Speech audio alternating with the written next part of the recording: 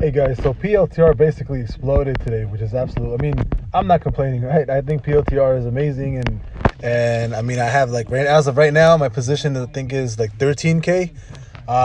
It's increasing. I mean, as far as PLTR goes up, right? I'm bullish on PLTR. I want it to go up. As of right now, we're looking pretty strong to hit 29.72. There are no other resistance or support lines in this area anymore. As of right now, we are headed back towards $30, basically $29.72. I'm 100% bullish right now. We retested that $24 level, completely shot up. 100%. I think that we are headed back towards the $30 level.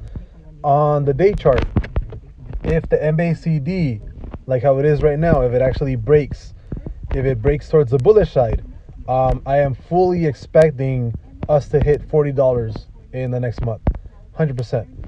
Even on the 4-hour chart, it does look like we might break towards the bullish side probably tomorrow on the 4-hour chart, and it's gonna break tomorrow. I do think that's gonna happen. If that is the case, I wholeheartedly think that $40 by the end of this week is completely possible.